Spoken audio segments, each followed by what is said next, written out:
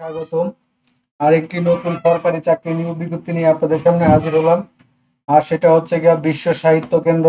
তো বিশ্ব সাহিত্য কেন্দ্র আজকে কিন্তু তারা দৈনিক প্রথম আলোর মাধ্যমে 191 জনের আপনার 14টা ক্যাটাগরিতে একটা নিয়োগ বিজ্ঞপ্তি প্রকাশ করছে। আর সেই নিয়োগ বিজ্ঞপ্তিটা সম্পর্কে আপনাদের সাথে বিস্তারিত আলোচনা করব।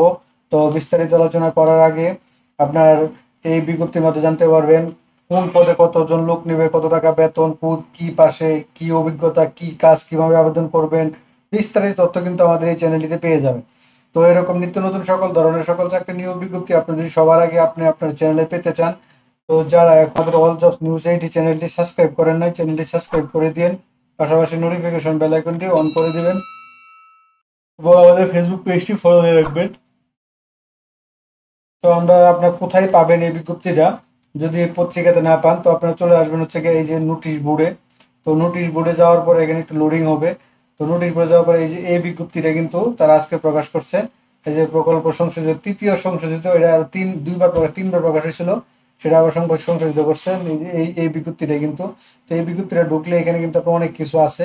এই বিজ্ঞপ্তিটা আপনি ঢুকবেন, এখানে আপনার ধাপে ধাপে আবেদন পদ্ধতি আছে, এগুলো সব নিয়ে আমরা আলোচনা করব। তো আমরা আগে ইয়েতে যাই, বিজ্ঞপ্তিটাতে যাই। তো বিজ্ঞপ্তিতে চলে আসলাম, একটু ছোট করে নেই যেহেতু বড় এক পেজে। তারপরে দেখেন নিয়োগ বিজ্ঞপ্তি, দেশব্যাপী ভ্রাম্যমাণ লাইব্রেরি তৃতীয় সংশোধনী প্রকল্প, গণগ্রন্থাগার অধিদপ্তর, সংস্কৃতি মন্ত্রণালয়ের উদ্যোগে বা বাস্তবায়নাধীন দেশব্যাপী লাইব্রেরি ভ্রাম্যমাণ লাইব্রেরি তৃতীয় সংশোধনী প্রকল্পে আওতায় বাস্তবায়নে বিশ্ব সাহিত্য কেন্দ্রে আপনার পদসমূহের সেপ্টেম্বর 25 থেকে সেপ্টেম্বর 2025 থেকে জুন 27 মেয়াদে নিয়োগের জন্য যোগ্য প্রার্থীদের নিকটতে নির্ধারিত ফর্মে ইমেলের মাধ্যমে আবেদন করা যাচ্ছে।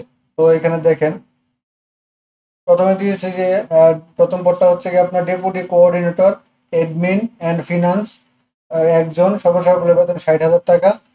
আপনার স্নাতকোত্তর পাস, দৃষ্টি দর্শনভঙ্গি থাকতে হবে, এটা তারা উল্লেখ করে। সর্বোচ্চ বয়স 40, MS ওয়ার্ড। তারপর দায়িত্ব হচ্ছে সার্বিকভাবে প্রশাসনিক ও আর্থিক ব্যবস্থাপনা, কর্মী নিয়োগ, ব্যবস্থাপনার প্রশিক্ষণ ও পরিকল্পনা, বাজেট প্রণয়ন। তারপর হচ্ছে গিয়ে deputy coordinator programme and vehicle, একজন, সমস্যা করলে 60,000 টাকা।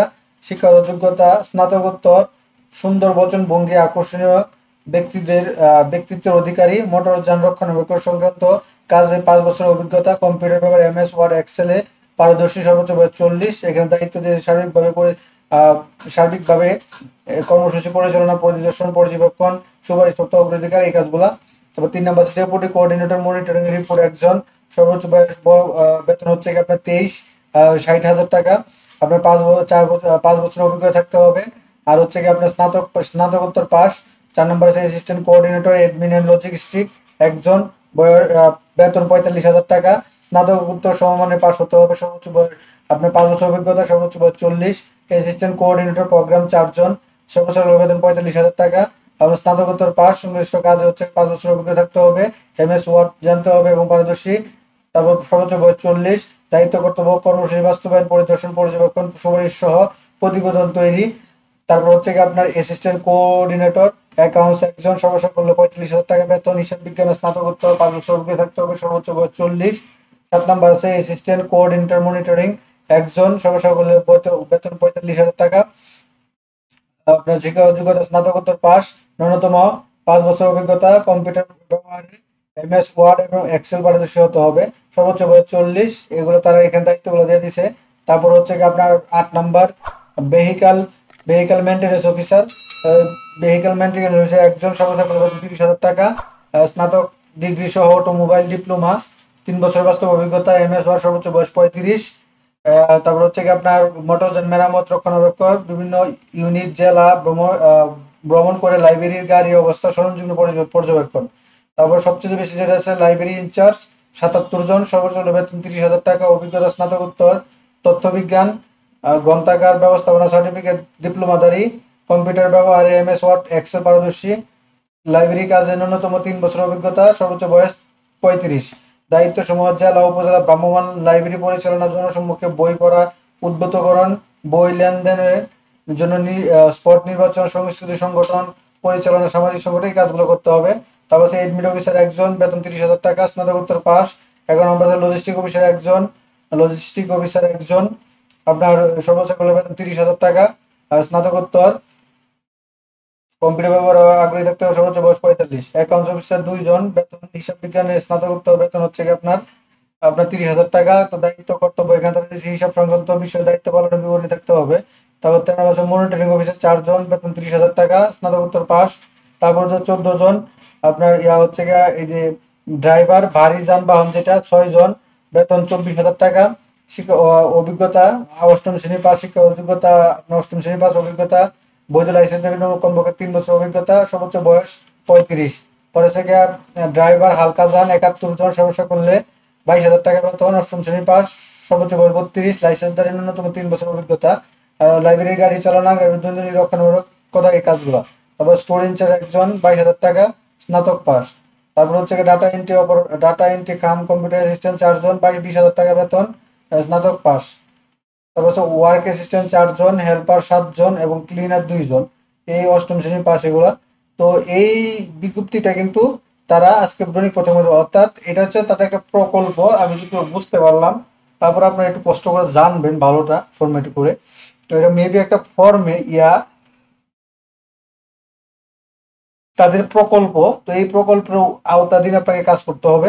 পরবর্তীতে হয়তো বা তারা আপনার করতেও পারে, আপনার স্থায়ী করার করলে করতেও পারে, যতটুকু বোঝা গেছে আর কি। প্রথমে যেটা বুঝলাম এখানে যে সেপ্টেম্বর 2025 থেকে 27 মেয়াদে এ পর্যন্ত। তো তারপর আমরা দেখি কিভাবে আপনি আবেদন করবেন। একজন প্রার্থীকে কেবল একটি পদে প্রার্থী হিসেবে আবেদন করতে পারবেন। চাকরির প্রার্থীদের অবশ্যই যথাযথ কর্তৃপক্ষের মাধ্যমে আবেদন করতে হবে। পূর্বে পরিচালিত দেশব্যাপী ভ্রাম্যমাণ লাইব্রেরি প্রকল্পে কাজে অভিজ্ঞ প্রার্থী থেকে শিক্ষার যোগ্যতা যারা আগে কাজ করছে তাদের, তবে শৃঙ্খলা ভঙ্গের মধ্যে আবেদনটি বিবেচিত হবে না। আবেদনের নির্ধারিত ফর্ম পিডিএফ বা এমএস ওয়ার্ডে বিশ্ব সাহিত্য কেন্দ্র ওয়েবসাইট থেকে ডাউনলোড করে এমএস ওয়ার্ড ফরম্যাটে শক্তি যথাযথপূর্বক ফাইলটি নিজের সেভ করে আগামী 30শে অগাস্ট 2025 তারিখের মধ্যে আবেদনকারী নিজস্ব ফোন নাম্বার, মেল আইডি থেকে আপনি যে কেন্দ্র হোম এই ঠিকানায় আপনারা মেল করতে পারেন। প্রতিষ্ঠানের কর্তৃক স্থিরকৃত পদ্ধতিতে আবেদনপত্র বাছাইপূর্বক প্রণীত সংক্ষিপ্ত তালিকা অনুসারে নিয়োগ পরীক্ষায় অংশগ্রহণের জন্য নির্বাচিত প্রার্থীদের আহ্বান করা হবে। নিয়োগ পরীক্ষায় অংশগ্রহণের সময় ইমেইলে প্রেরিত আবেদনপত্রে সিভি,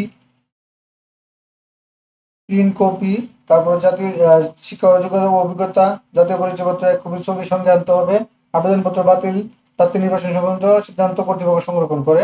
তো আবেদন পাঠানোর ঠিকানা হচ্ছে ওই ইমেইলে পাঠাবেন, যে ইমেইলে পাঠাবেন 17 ময়মনসিংহ রোড, বাংলা মোটর, ঢাকা।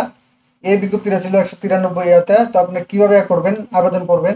তো আবেদন আমরা বিশ্ব সাহিত্য কেন্দ্রে চলে গেলাম। যখন আমি এই ওপেন করার পর এখানে দেখেন আপনার আছে, এই যে ফরম্যাটগুলো আছে।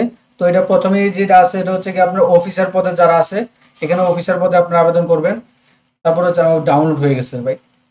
এটা হচ্ছে কি, এটা অফিসার হচ্ছে পিডিএফ ফরম্যাট, এটা হচ্ছে কি আপনার স্টাফ ফরম্যাট। তো এটা হচ্ছে কি স্টাফ ফরম্যাটে আপনার আবেদন করবেন। এটা আবার ডাউনলোড হয়ে গেছে। এই যে ফরম্যাটটা দেখেন, আবেদন ফর্ম বিজ্ঞাপিত, অর্থাৎ 14 থেকে 20 নং পদগুলির জন্য প্রযোজ্য, কোনোভাবে ফর্মটি পরিবর্তন করা যাবে না। দেখেন এখানে তারা উল্লেখ করেছে এই ফর্মটা কিন্তু আপনাকে পূরণ করে, এটা আপনার এমএস ওয়ার্ডের মাধ্যমে আপনার ডাউনলোড করে ওখানে পূরণ করে ওটা আবার আপনাকে মেইলে দিতে হবে, এটা তারা উল্লেখ করে দিয়েছে। তো আমরা যদি বিজ্ঞাপনটা দেখেন 14 থেকে 20 এই যে 14 থেকে আপনার এই 20 পর্যন্ত কিন্তু আপনার করতে হবে, এই ফর্মটা নিতে হবে। আর অফিসার ফর্মটা যেটা আমি পিডিএফটা দেখি, পিডিএফ আমি একটু ব্যাকে চলে যাইয়া আপনার দেখাই দিচ্ছি। তো অফিসার পিডিএফ ফাইলটা দেখি, এটা কি ডাউনলোড হয়ে যায় কি না, এটা ডাউনলোড হয় না। আচ্ছা, এমএস ওয়ার্ডটা অটোমেটিক ডাউনলোড হয়ে যায়।